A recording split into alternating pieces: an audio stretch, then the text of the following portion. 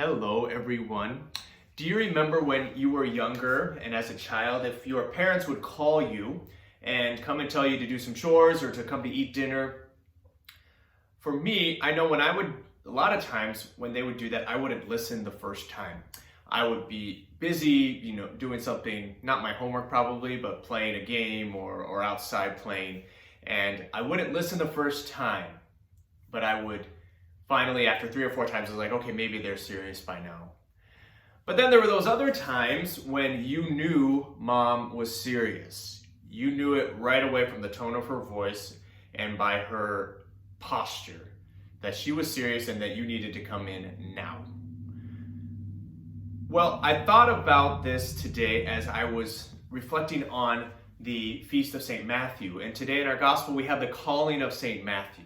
He was a tax collector, as we know, and was not very well liked by any of the Jews in Capernaum where he lived because he would take advantage of them. And a tax collector is a notorious job that means that you were protected by the Romans and everything. So Matthew's calling is kind of extraordinary in that when Jesus calls Matthew, he simply looks at him and says to him, "Follow me." And Matthew immediately gets up and follows Jesus. He knew in that moment somehow that Jesus meant business, just like a mother who only has to ask once when she uses that tone of voice. What was it about Jesus' calling in that moment for St. Matthew that was so alluring, that called him to follow him, to leave behind his life, his riches, to follow Jesus alone? Jesus' calling in that moment was an invitation for him, an invitation to follow him, but to be a disciple and to live a new life, to live something that means more than what he was doing before.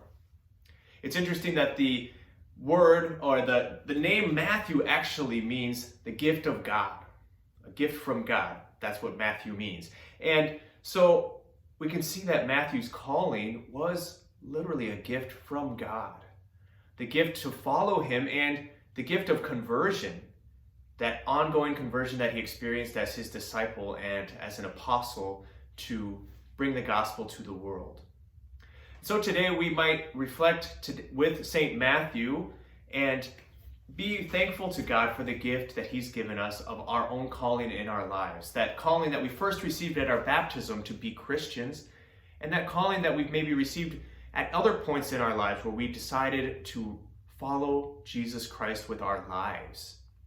And perhaps we're still looking for that calling. So let's ask the Lord too to keep our hearts open, that we might hear his voice when he calls, and that we, like Matthew, might answer the first time.